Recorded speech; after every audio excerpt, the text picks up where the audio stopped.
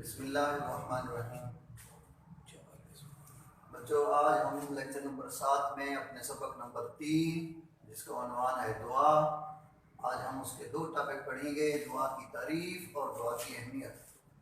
پچھلے سبق کے اندر ہم نے پہلے سبق کے اندر ہم نے پہلے عقیدے کے اوپر بحث کی تھی، عقیدہ رسالت کے اوپر، اس کو پڑھنے کے بعد پھر عبادات کے اوپر، کیونکہ ہمیشہ بھی کسی مذہب میں بھی اصول ہی ہے کہ سب سے پہلے نظریہ بنیاد ہوتا ہے، پھر دوسرے درجے میں اعمال ہوتے ہیں۔ اسلام میں بھی اسی طرح کے پہلے عقائد ہوتی ہیں کہ اللہ رب العزت کے حقوق ہمارے اوپر کیا ہیں، اللہ کے رسول کے حقوق ہمارے اوپر کیا ہیں، اور اسی طرح پھر اس کے بعد جو ہیں عبادات، یعنی اللہ تبارک تعالیٰ کی بندگی کس طرح کی جائے اور آقا علیہ السلام کی اطاعت و فرمان برداری کے ذریعے کی جائے۔ پھر ترتیب کے ساتھ اس کے بعد عبادات کے بعد دعا ہے۔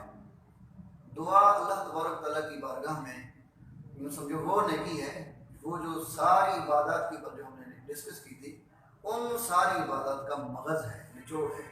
یعنی بندہ مثال اگر سمجھے، اگر بندہ مزدوری کرتا ہے، آخر میں اپنی اجرت اور بدلہ لیتا ہے، بس دعا بھی اسی طرح ہے کہ بندہ اگر اللہ تبارک تعالیٰ کی بندگی کرتا ہے، پھر اللہ کے حضور اگر دعا مانگتا ہے، عرضی کرتا ہے، تو اللہ تبارک و تعالیٰ ان عبادات کا صلہ عطا فرماتا ہے، یعنی عبادات کو شرف کلیت عطا کرتا ہے۔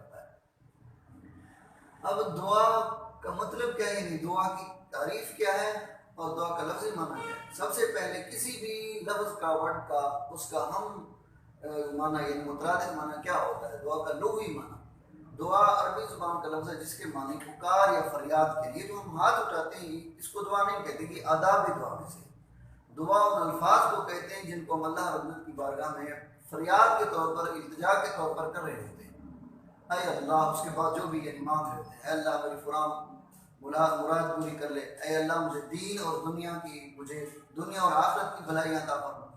یہ جو اس قسم کی ساری جو مثالیں ہیں، ان کو کہتے ہیں کہ دعا، یعنی اللہ تبارک تعالیٰ کی بارگاہ میں التجا کرنا، فریاد کرنا، پکارنا، اس کو کہتے ہیں دعا۔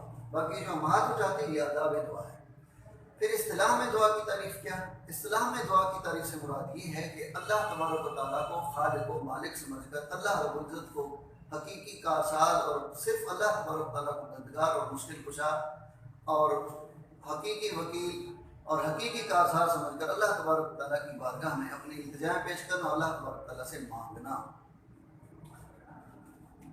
پھر اللہ تبارک و تعالیٰ دعا کے بارے میں فرماتا کیا ہے، اللہ تعالیٰ کا حکم کیا ہے۔ اللہ تبارک و تعالیٰ فرماتا ہے قرآن مجید کے اندر، وَقَالَ رَبُّكُمُ ادْعُونِي أَسْتَجِبْ لَكُمْ، اور اللہ تبارک و تعالیٰ فرماتا ہے کہ تمہارا رب فرماتا ہے کہ تم مجھ سے مانگو۔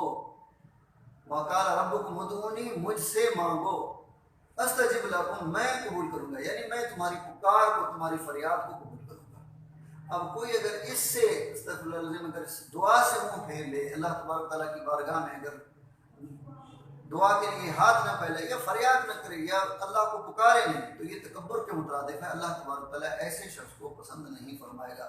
تکبر چونکہ ایک شیطانی صفت ہے، اور اللہ تبارک و تعالیٰ اپنے حضور مانگنے والے سے بڑا خوش ہوتا ہے، کیونکہ اس کا کام ہے دینا، وہ رحمان ہے، وہ رحیم ہے، وہ دینے والا ہے۔ جو بندہ اس سے جتنا مانگتا ہے وہ اتنا ہی زیادہ خوش ہوتا ہے۔ اس کی صفات جو ہیں، مثلا اللہ تبارک تعالیٰ رحمان ہے، رحیم ہے، مہربانی کرنے والا ہے، اور سب سے زیادہ مہربانی کرنے والا ہے۔ اس جیسا کوئی مہربانی کر ہی نہیں سکتا، یہ محال ہے۔ اس لیے وہ اپنی صفت رحمان اور رحمانیت کی بنا پر، یعنی رحیمی کی بنا پر، وہ بندوں کی پکار کے اوپر بڑا خوش ہوتا ہے اور خزانے بخشتا ہے، جو کچھ مانگتا ہے اس کو عطا فرماتا ہے۔ اچھا، یہاں ایک نقطہ انسان کے ذہن میں آتا ہے کہ اللہ تبارک تعالیٰ کبھی انسان کو محنت کا حکم دیتا ہے، کبھی دعا کا حکم دیتا ہے، کبھی فرماتا ہے مجھ سے مانگو میں قبول کروں گا، کبھی فرماتا ہے انسان محنت نہیں کرتا تو اس کے لیے کچھ بھی نہیں ہے، جیسا کہ قرآن مجید کے اندر لیس الانسان الا ما سعى۔ اس دنیا کو اللہ تبارک و تعالیٰ نے اسباب کی بنیاد پر پیدا کیا۔ اگر ہم یہاں اسباب کو چھوڑیں گے، یہاں ہم اگر محنت کو چھوڑیں گے، اپنے پلے محنت کو چھوڑیں گے، تو یہ ہماری اپنی نادانی ہوگی۔ اور اگر محنت کر کے اس محنت کو توفیق الہی نہ سمجھیں اور پھر اللہ کے حضور اس کا پھل اور نتیجہ اپنے حصے میں جس طرح ہم چاہتے ہیں کہ بھلائی کے طور پر ہو جائے، اگر ہم اللہ تبارک و تعالیٰ سے دعا نہ کریں تو یہ تکبر کا مترادف ہے۔ محنت نہ کر کے کسی شے کو بیٹھے بیٹھے مل جانے کی خواہش کرنا یہ نادانی ہے، اور محنت کر کے اللہ کے حضور دعا کے لیے ہاتھ نہ پھیلانا، یا اللہ کی بارگاہ میں التجا نہ کرنا، یا اللہ تبارک تعالیٰ کو نہ پکارنا، یہ تکبر ہے، تکبر شیطانی صفت ہے۔ اب دعا کی اہمیت کیا ہے؟ دعا کی اہمیت یہ ہے کہ اللہ تبارک و تعالیٰ قرآن مجید کے اندر بعض جگہ اور احادیث رسول کے اندر بھی یہ بیان ہے۔ مثلا اللہ تبارک تعالیٰ قرآن مجید کے اندر ارشاد فرماتا ہے وَإِذَا سَأَلَكَ عِبَادِي، اے میرے محبوب یعنی حضرت محمد صلی اللہ علیہ وسلم، اگر آپ سے میرے بندے میرے بارے میں پوچھنے آ جائیں، وَإِذَا سَأَلَكَ عِبَادِي أَنِّي، میرے بارے میں پوچھنے آ جائیں، تو ان کو ارشاد فرما دو فَإِنِّي قریب، کہ میں تمہارا قریب ہوں، میں دور نہیں ہوں۔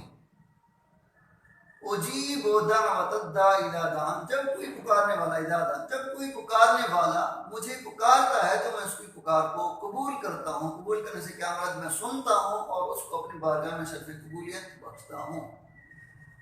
اگر ہمارا عقیدہ بھی صحیح ہو، اگر ہم اعمال بھی کر لیں، مگر پھر بھی اللہ کے حضور دعا کے لیے ہاتھ نہ پھیلائیں، یا اللہ کی بارگاہ میں اگر ہاتھ نہیں بھی پھیلاتے تو دلی طور پر اگر فریاد یا پکار یا اللہ رب العزت کو حقیقی کارساز سمجھ کر اللہ کے حضور اگر التجا نہیں کریں گے تو عبادات بھی کس خاطر کریں گے جب ہم خود بھی تکبر کے پیکر کریں گے۔ اس لیے اللہ رب العزت نے ہمیں سب سے پہلے عقائد کا حکم دیا کہ مجھے کس طرح مانو، میرے محبوب کو کس طرح مانو۔